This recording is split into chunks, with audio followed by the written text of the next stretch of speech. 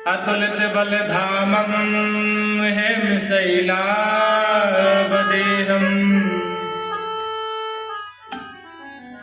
दनुज बल कृशानु ज्ञानिनां गृगण्यम्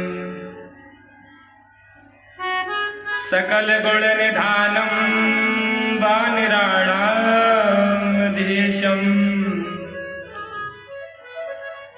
रघुपति प्रिय भक्तं वातजातं नमामि। रघुपति प्रिय भक्तं वातजातं नमामि।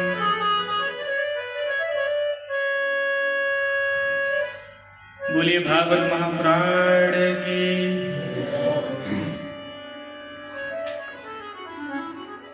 अकारण करुणा वरुणालय भक्त वांछा कल्पतरु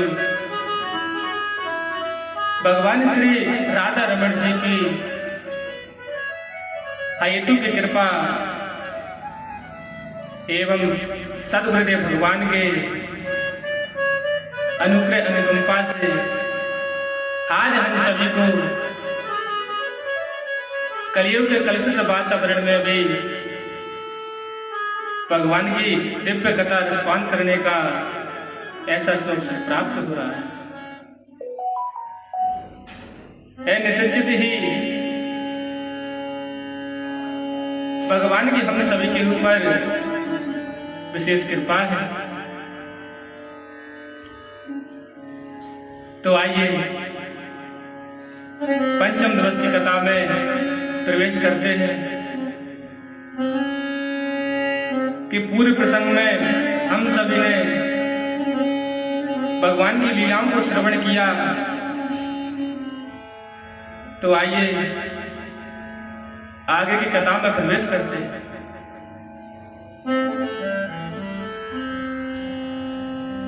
उसके बाद धीरे धीरे कृष्ण और बलराम दोनों भाई गोकुल में कुछ बड़े होने लगे।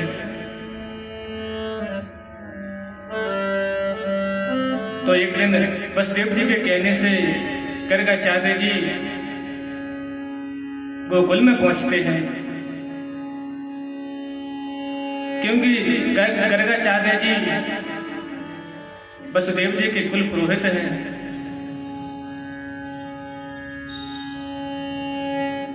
और दोनों बालकों का नामकरण संस्कार करने के लिए गर्गाचार्य जी गोकुल में पधारते हैं।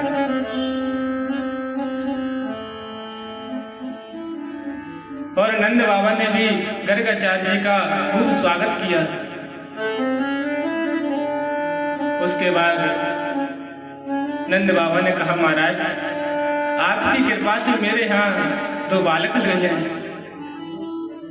यदि आपके द्वारा उनका नामकरण संस्कार हो जाता तो बड़ी कृपा होती।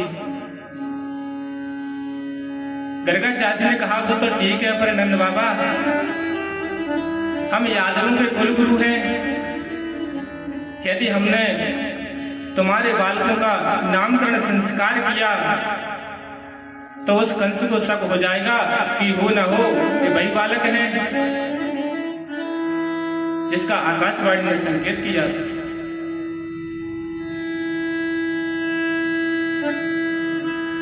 उसके बाद नंद बाबा ने हाथ जोड़कर कहा, महाराज किसी को कानो कान खबर नहीं होगी। आप तो गुप्त रूप से गौशाला में चलकर मेरे दोनों बालकों का बढ़िया सा कोई नामकरण कर दो।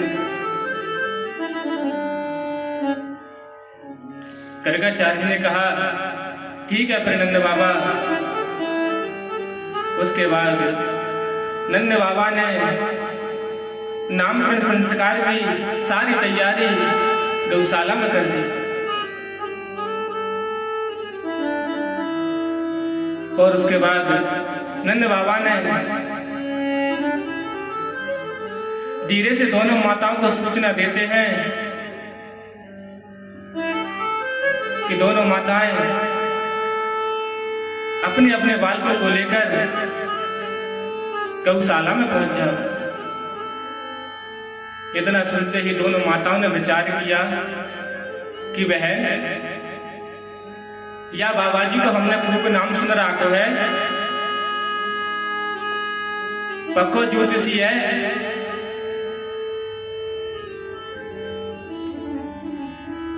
क्यों ना आज या बाबा की कछु परीक्षा लेकर देख लियो जाए। तो दोनों माताओं ने क्या किया, आपस में ही एक दूसरे के लालाओं की अदला बदली कर लेती। मतलब यशोदा मैया ने रोहिणी नंदन को अपनी गोदी में ले लिया और रोहिणी मैया ने यशोदा नंदन को अपनी गोदी में ले लिया और दोनों माताएं बालकों की अदला बदली करके पहुंच गई गौशाला में। जैसे ही गर्गाचार्य जी की दृष्टि यशोदा मैया की गोदी में रोहिणी नंदन के ऊपर पड़ी तो तुरंत गर्गाचार्य समझ गए कि दोनों माताएं मेरी परीक्षा लेने के लिए आई हैं। और उसके बाद गर्गाचार्य जी ने मुस्कुराते हुए कहा, यशोदा, ये जो तेरी गोदी में बालक विराजमान है, यह निश्चित ही रोहिणी मैया को लाला है।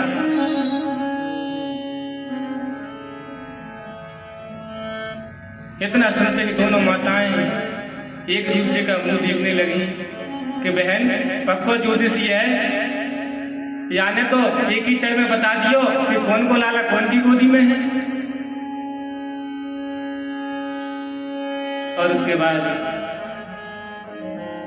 गर्गाचार्य ने सर्वप्रथम रोहिणी मैया की लाला को नामकरण संस्कार किया।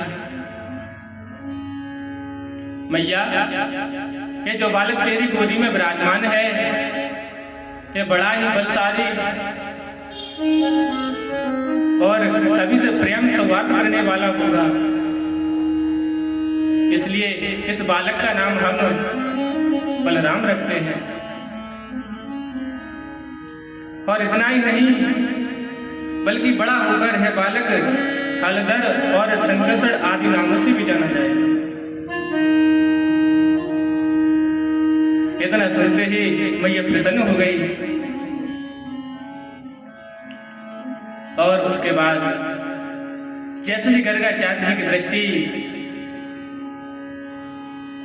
रोहिणी मैया की गोदी में यशोदा नंदन के ऊपर पड़ी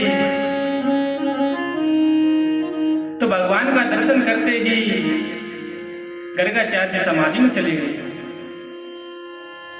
मेरे प्रभु का दर्शन करते ही गर्गाचार्य जी के नेत्र खुले के खुले रह गए। अब ज्यादा ही देर हो गई तो दोनों माताओं को बड़ी चिंता हुई कि बहन, ये अचानक बाबा जी को कहा है,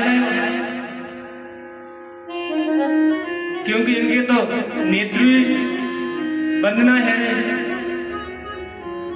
कहूं ऐसा तो ना है कि बाबा जी पधार गए।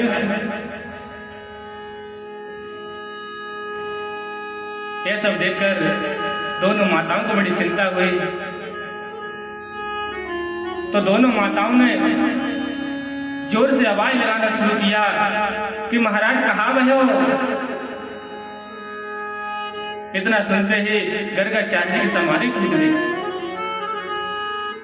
और तुरंत सावधान होकर गर्गाचार्य ने कहा, मैया, तेरे या चोरा के तो अनेक नाम हैं, क्योंकि विष्णु सहस्त्र नाम, गोपाल सहस्त्र नाम, ये इनके नामों से ही तो भरे पड़े हुए हैं। इसलिए गर्गाचार्य जी कहते हैं, मैया, इनके तो अनेकों नाम हैं।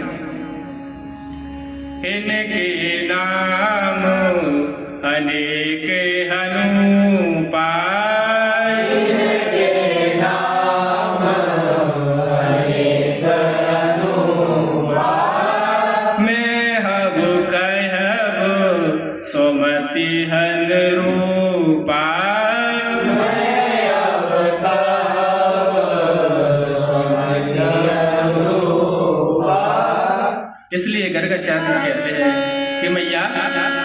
इस बालक के तो हजारों नाम हैं, क्योंकि जैसे जैसे ये बालक बड़ा होता जाएगा तो वैसे वैसे ही इसके गुण और कर्मों के अनुसार इसके नाम भी पड़ते जाएंगे। जैसे जड़ चोर, चित चोर, माकन चोर। और गोवर्धन पर्वत को अपने हाथों में उठाने से गिरवरधारी तो इसीलिए गर्गाचार्य जी कहते हैं मैया, जैसे जैसे ये बालक बड़ा होता जाएगा तो इनके कर्मों से वैसे वैसे ही इनके नाम भी पड़ते जाएंगे। और मैया तेरा यह बालक स्वयं भगवान नारायण के समान ही ऐश्वर्य से संपन्न है,